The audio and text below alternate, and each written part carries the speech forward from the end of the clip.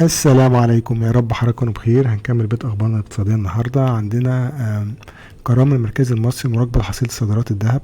مصر شافت ان في ناس كتير بتصدر ذهب، فطبعا ده بيأثر على اسعار الذهب الموجوده في مصر. نقص المعروض طبعا بيقدر ارتفاع الاسعار، فابتدت بقى مصر تعمل مراقبه كبيره جدا على صادرات الذهب.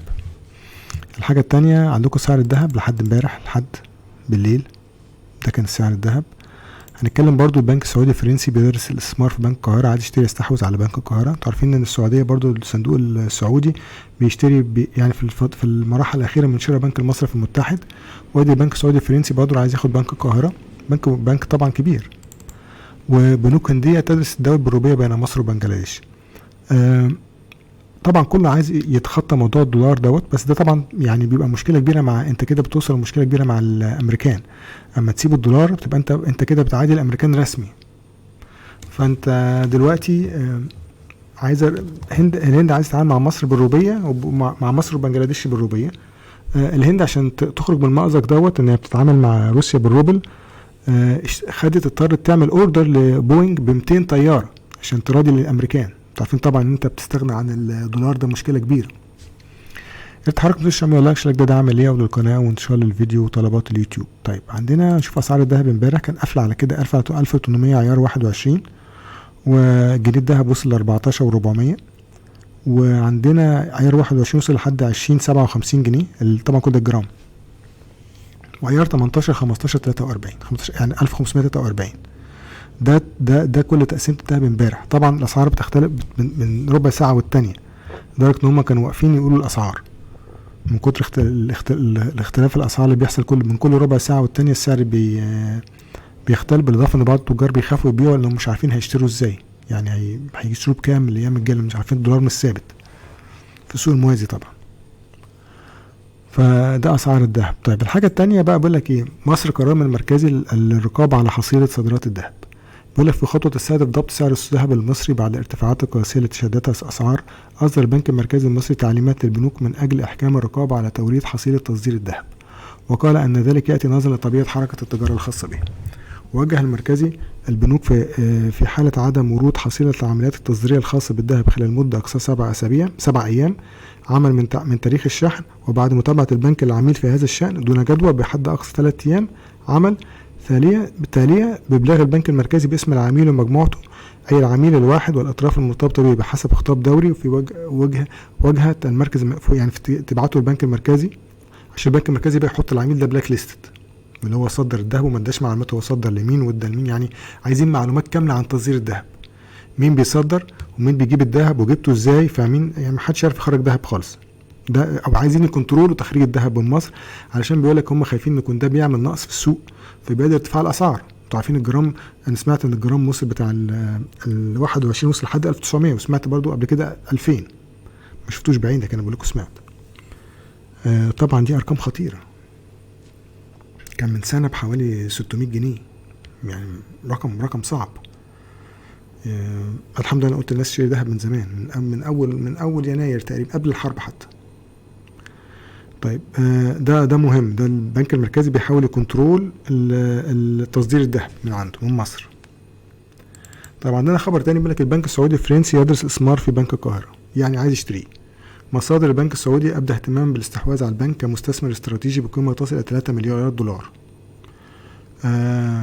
بيقول لك علامة يعني الجريدة أن البنك السعودي الفرنسي يدرس الاستثمار في بنك القاهرة، مشددا على أن لن يتم حتى الآن التواصل لسلم اتفاق. لسه ما فيش اتفاق يعني جدي اتبعت. انتوا عارفين أنا لما بتفق معاك ببعت لك اتفاق رسمي، أنت بنمضي عليه وبنتفق عليه بقى، ونشوف التسجيل بيمشي ازاي والحاجات بتمشي ازاي. بعمل حاجة اسمها فحص نفي للجهال، حاجات كتيرة قوي كده عشان اشتري حاجة، ولكن الأول بنتفق على السعر أهم حاجة. وبحسب مصادر إصرارت على ذكر أسماء، فإن البنك السعودي أبدأ اهتمام بالاستحواذ على البنك كمستثمر استراتيجي، موضحا أن قيمة إجمالي بنك القاهرة قد تصل بموجب الصفقة إلى نحو 3 مليارات دولار، هيشتروا كله يعني. وأشارت المصادر أنه لم يتم حتى الآن اتفاق على حجم الصفقة، سواء استثمار بحصة أقلية أو شراء كامل أسهم البنك. يشير أن الحكومة تخطط لجذب استثمارات جديدة بقيمة 10 مليارات دولار سنويا على مدار 4 أعوام، وذلك من خلال طرح أصول تابعة لها. يذكر أن بنك مصر استحوذ على بنك القاهرة بنسبة 100%، يعني 99.9 يعني عبر صفقة شراء ضخمة نفذها على 42 يعني حوالي 43% من أسهمه في البورصة بقيمة حوالي 7 مليار جنيه. وبره متوسط سعر السهم في الصفقة 6 جنيه و20 قرش. وجرى تنفيذها عن الشبكة التجاري الدولي السمسرة في الأوراق المالية. ترتفع حصة بنك مصر بعد ذلك للصفقة من 57 إلى 100% إلى 1/10 يعني. فهو يعني 100% بنك حكومي. بنك مصر كله بنك حكومي. فاديكوا شايفين هو البنك ده عبارة عن بنك حكومي. بنك القاهرة دوت وبنك كويس طبعا. بنك كويس وقديم. يعني ما انت السعودية هتاخده هتستفاد كتير. انت بتبقى يعني البنك بتاعك بنك قديم بقى يبتدي بقى يطوره ويفتح فروع والكلام ده كله. طيب عندنا حاجة تانية ودي حاجة خطر شوية. بيقول لك بنوك هندية تدرس التداول بالروبية مع مصر وبنجلاديش. تدرس البنوك الهندية بدء التداول بالروبية مع بنجلاديش ودول أفريقية من بينها مصر كجزء من عملية تحويل الروبية إلى عملة دولية وفقا لما أفاد به بريس تراست أوف إنديا الهندية للأنباء.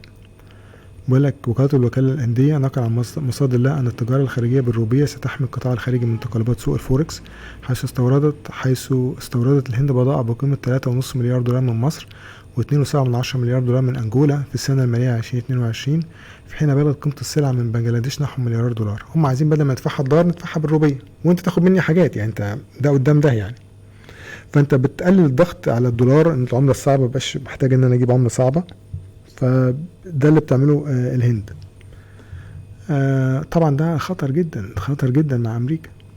وتعمل الهند حاليا على ترتيبات تجارية للروبية من خلال ما يسمى بحساب فوسترو المقام بالروبية مع روسيا وموريشيوس وسريلانكا حيث قال التقرير أنه بعد موافقة بنك الاحتياطي الهندي تم فتح 18 حساب خاص بالروبية مع 11 بنك.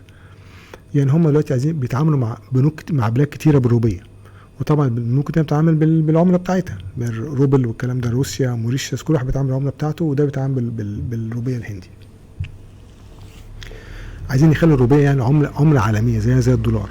طبعا انت بتنطح في امريكا نطحة كبيرة جدا يعني مشاكلها مش هتعرفها دلوقتي. يعني انت برضو لازم تعرف كده خلي بالك في وقت ان المصانع بتتنقل من الصين للهند.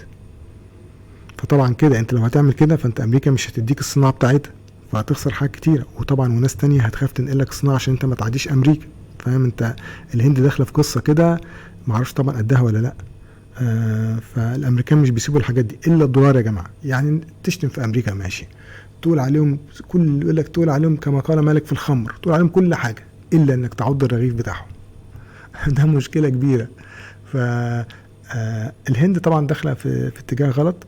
ده وجهة نظر بالنسبة للامريكان لكن صح بالنسبة لها. طبعا ما تخلي عملتها عملة عالمية دي حاجة صح بالنسبة لها. لكن من وجهة نظر امريكا اتجاه غلط. من وجهة نظر الهند صح 100%.